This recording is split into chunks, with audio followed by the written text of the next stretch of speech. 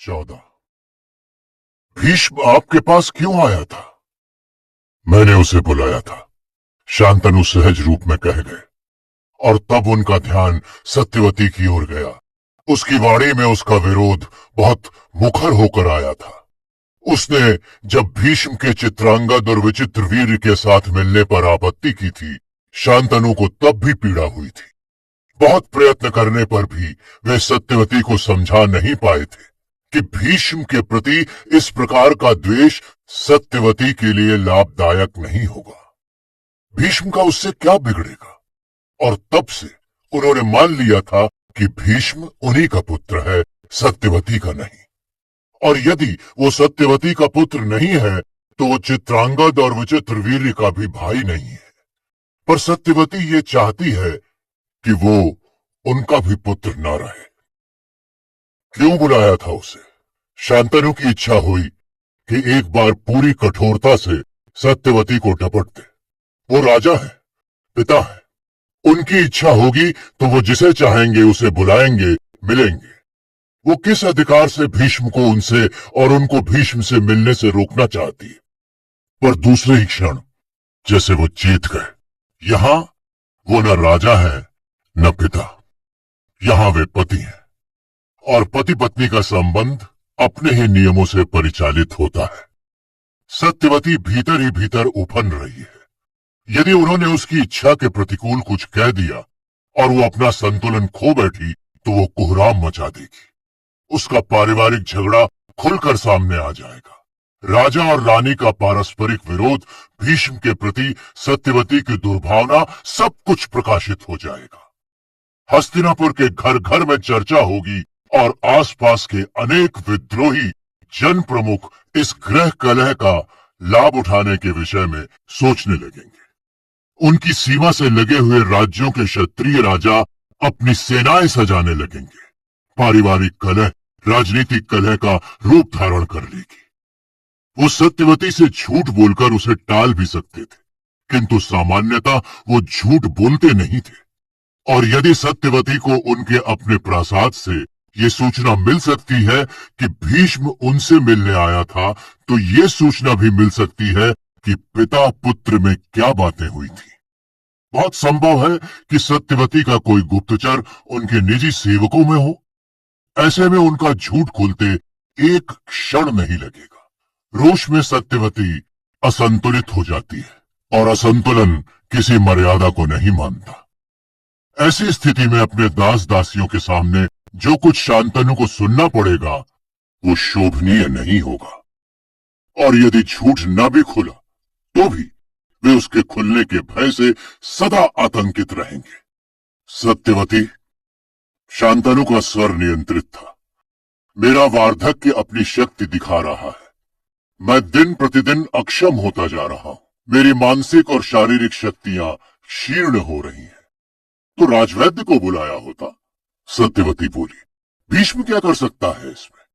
वो क्या पुरु के समान अपना यौवन आपको दे देगा? क्या उसने पहले ही अपना यौवन मुझे दे नहीं दिया? शांतनु के स्वर में खींच थी। तुम्हारे पिता ने उससे जीवन का प्रत्येक सुख भोग, हंसी खुशी, आशा उल्लास सब कुछ छीन नहीं लिया? क्या चाहती हो तुम उससे? सत्यवती भी कुछ उग्र हुई। मैंने या मेरे पिता ने कुछ नहीं छीना है उससे। उसने स्वेच्छा से सब कुछ त्यागा है। और किसी ने उससे कुछ छीना है तो छीनने वाले आप हैं, आप। छीना भी आपने ही और दोषारोपण भी आप ही कर रहे हैं। हाँ, मैंने ही सब कुछ छीना है। शांतनु का स्वर अवरोह पर था। पापी तो मैं ही हूं। मैंने ही पिशाच बनकर अपने पुत्र का रक्त पी डाला है। जब रक्त पी ही डाला है तो अब किस लिए बुलाया था उसे? अब उस रक्तहीन लोथ को दूर कहीं फेंक क्यों नहीं देते? नहीं। शांतनु जैसे किसी प्रेत लोक से बोल रहे थे। अभी उसके पास हड्डियां हैं, मांस है। अभी से कैसे छोड़ दूं उसे? शांतनु की स्थिति देखकर सत्यवती सहम उठी। पहली बार उसके मन में विचार आया, राजा स्वस्थ नहीं लग रहे। कहीं उन्हें कुछ हो गया तो? उनकी आंखों में जो ये प्रेत लोक की छाया है, ये कोई मनोविकार है या मृत्यु का आभास? क्या हो गया है आपको? सत्यवती का स्वर कुछ कोमल हुआ। मैं तो केवल इतना ही पूछ रही थी कि क्यों बुलाया था भीष्म को, क्या काम था आपको उससे? और सत्यवती जैसे डगमगा गई। आप ना बताना चाहें तो ना बताएं। अपनी उस उद्विग्नता में भी शांतनु की दृष्टि से ये छिपा नहीं रह सका कि उनकी असहज अवस्था को देखकर सत्यवती कुछ विचलित हो गई थी। क्या है सत्यवती के मन में? कहीं ऐसा तो नहीं है कि वो उन पर इस प्रकार अपना पूर्णाधिकार चाहती है कि जो कुछ शांतनु के पास है वो उसका हो जाए? उनके माध्यम से वो कुरुकुल पर, कुरु साम्राज्य पर अपना अक्षुण्ण अधिकार स्थापित कर लेना चाहती है। इसीलिए चाहती है कि शांतनु का किसी के साथ कोई संबंध न रहे, कोई संपर्क न रहे, उन पर किसी का कोई अधिकार न रहे। शांतनु रहे, पूर्णतः स्वस्थ, समर्थ और शक्तिशाली रहे, और उन पर एक छत्र अधिकार रहे सत्यवती का। वो सत्यवती की सत्ता के उपकरण मात्र रहे, पर उपकरण का अस्तित्व आवश्यक है। उसका समर्थ रहना, कार्य सक्षम रहना अनिवार्य है, अन्यथा सत्यवती का अधिकार सूत्र शिथिल ही नहीं होगा, टूट भी सकता है। सत्य जानना चाहती हो? सत्यवती ने सहमति में सिर हिलाया। जब अपने शरीर को असमर्थ होता देखता हूं, शक्ति को क्षीण होता हुआ पाता हूं, तो मैं डर जाता हूं। उन्होंने सत्यवती की ओर देखा। सत्यवती कुछ नहीं बोली, चुपचाप उनकी ओर देखती रही। मुझे लगता है मेरी आयु अब शेष होने जा रही है। मैं अधिक समय तक जीवित नहीं रहूंगा। वो कुछ रुके और फिर बोले, मुझे अपनी कोई चिंता नहीं है। जीवन में जो कुछ पाया और खोया है, इसके बाद ऐसा कुछ नहीं रहा जिसे पाने या भोगने के लिए और जीवित रहना चाहूं। उन्होंने रुककर सत्यवती को देखा। तुम्हारी भी चिंता नहीं है मुझे, तुम पर्याप्त समर्थ हो, किंतु चिंता मुझे अपने इन पुत्रों की है, चित्रांगद और विचित्र वीर्य की। क्यों? इनकी क्या चिंता है आपको? सत्यवती का स्वर पर्याप्त शुष्क था। चित्रांगद सिंहासनासीन होगा और हमारा पालन करेगा, यही तो चिंता है मुझे। शांतनु बोले, राजपुत्र समर्थ होता है तो सिंहासनासीन होता है, वो राजा, सम्राट और चक्रवर्ती बनता है। किंतु क्या? सत्यवती का भय इन दो शब्दों के पीछे से भी बोल रहा था। किंतु यदि राजपुत्र समर्थ नहीं हुआ तो उसका जीवित रहना भी कठिन हो जाता है। क्या कहना चाहते हैं आप? सत्यवती का भय प्रकट हो गया। पड़ोसी राजा ही नहीं, उसके अपने अमात्य, सेनापति और जनप्रमुख दुर्बल राजा के शत्रु होते हैं। वे उसे जीवित नहीं रहने देना चाहते, क्योंकि राजपुत्र के जीवन में उसका अधिकार भी अक्षुण्ण बना रहता है। सत्यवती के चेहरे पर उसका भय जैसे घनीभूत हो गया। नहीं, तुम्हारे नकार देने से प्रकृति के सत्य तो नहीं बदल जाएंगे। शांतनु बोले, अपनी क्षमता भर मुझे अपने इन पुत्रों के समर्थ होने तक की व्यवस्था, उनकी रक्षा का प्रबंध करना है। सत्यवती ने आंखों में प्रश्न भरकर शांतनु की ओर देखा, किंतु शांतनु स्पष्ट देख रहे थे कि उसकी आंखों में उत्सुकता और जिज्ञासा से अधिक अविश्वास और विरोध है।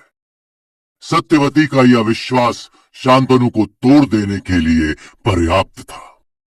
न केवल उनका सारा उत्साह ही जाता रहा, उन्हें लगा उनके शरीर से जैसे प्राण ही निकल गए हों। उनके बोलने की इच्छा ही चुक गई। प्रतीक्षा सत्यवती के लिए असह्य थी। जाने शांतनु किस प्रकार की व्यवस्था की बात सोच रहे हैं, कैसा प्रबंध करना चाह रहे हैं आप? सत्यवती को पूछना ही पड़ा। मैं चाहता हूं। शांतनु फिर रुक गए, जैसे या तो उन्हें शब्द ही न मिल रहे हो, या फिर अब भी उनके मन में द्वंद था कि बताएं या ना बताएं। कैसा प्रबंध करना चाह रहे हैं आप? सत्यवती ने फिर पूछा। यदि मैं ना रहूं तो भी कोई ऐसा हो जो बाहरी और भीतरी विरोधों, षड्यंत्रों और आक्रमणों से चित्रांगद और विचित्र वीर की रक्षा करता रहे। कौन है वो? भीष्म? सत्यवती ने तड़प कर पूछा। शांतनु ने देखा क्षण भर पहले की दुर्बल, डरी और सहमी हुई सत्यवती एक ही क्षण में जैसे सिंघनी बन गई थी। उन्होंने बड़ी बाध्यता में सिर हिलाया। हाँ, और सिंघनी ने न केवल गर्जना ही की, उसने उन पर छलांग भी लगा दी। उसके सारे दांत, उनके बीसों नख, उनकी दृष्टि, उसकी ध्वनि, सब कुछ मिलकर जैसे शांतनु के चिथड़े चिथड़े कर देना चाहते थे। इस पृथ्वी पर अब धर्म नहीं रह गया है, नरक हो गई है ये पृथ्वी। कोई किसी का विश्वास कैसे करेगा? इससे तो अच्छा है कि पृथ्वी फट जाए, आकाश टूट पड़े, सागर लील ले, या इस पृथ्वी को अग्नि ही जला दे, महाशमशान हो जाए ये सारा। मृत्यु, मृत्यु। शांतनु को लगा सत्यवती पागल हो गई है। संभव है कि अपनी इस मानसिक स्थिति में वो अपने वस्त्र फाड़ दे और शमशान की डाकिनी, पिशाचिनी के समान उछल उछल कर नाचने लगे और शांतनु के ही शरीर में कहीं अपने दांत गड़ा दे। मृत्यु, मृत्यु, मृत्यु। सत्यवती! शांतनु ने उसे बाहों से पकड़ा। सत्यवती, क्या हो गया है तुम्हें? क्या हो गया है? सत्यवती ने झटके से अपनी बाह छुड़ा ली। भरत वंश का चक्रवर्ती अपनी पत्नी को दिए वचनों को भूल गया है। भूल ही नहीं गया, जानबूझकर उन वरदानों को वापस ले रहा है। सत्य, धर्म, न्याय। शांतनु और धैर्य नहीं रख सके, कुछ उग्र होकर बोले। मुख से शब्द निकालने से पहले कुछ सोच लेना चाहिए। पहली बात तो यह है कि मैंने तुम्हें न कोई वचन दिया है, न वरदान। सत्यवती क्रुद्ध नागिन के समान फुफकारी। झूठ बोल लो, सब कुछ अस्वीकार दो। अब कह दो कि तुमने मुझसे विवाह भी नहीं किया है, चित्रांगद और विचित्रवीर तुम्हारे पुत्र भी नहीं है। शांतनु को लगा उनका संयम अब टूट जाएगा और बहुत संभव है कि उनका हाथ सत्यवती पर उठ जाए। उन्होंने स्वयं को संभाला और यथासंभव संयत स्वर में बोले, प्रतिज्ञाएं भीष्म ने की है और वो आज भी उन पर अटल है तथा भविष्य में भी रहेगा। वो भी अटल है और तुम भी अटल हो। तुम जैसे धूर्त तो मैंने देखे ही नहीं। सत्यवती वैसे ही चिल्लाती रही। वो युवराज नहीं बनेगा, मेरे पुत्रों का अभिभावक बनेगा। वो चक्रवर्ती नहीं बनेगा, चक्रवर्ती का नियंता बनेगा। वो राजा नहीं होगा, पर राज सत्ता उसकी होगी। वो प्रजा पर शासन नहीं करेगा, मेरे पुत्र पर शासन करेगा। मेरा पुत्र राज सिंहासन पर बैठेगा, पर तुम्हारे उस देवव्रत भीष्म का चाकर रहेगा। सत्यवती खड़ी हाफ रही थी। शांतनु सत्यवती की ओर देखते रहे। शायद वो कुछ और बोले, किंतु वो कुछ नहीं बोली। अंततः शांतनु ही बोले, विश्वमन हो चुका हो तो अब मेरी बात सुनो। न मैं तुम्हारे पुत्रों को राज्य से वंचित कर रहा हूं, न भीष्म उनका राज्य लेना चाहता है। मैं तो उस बेचारे पर एक अतिरिक्त बोझ डालने जा रहा था, ताकि मेरी मृत्यु के पश्चात तुम लोग, तुम और तुम्हारे पुत्र सुखी और सुरक्षित रह सको। पर लगता है कि ये विधाता की इच्छा के अनुकूल नहीं है। आज तक तो नहीं दिया, किंतु आज तुम्हें अपनी ओर से एक वरदान दे रहा हूं।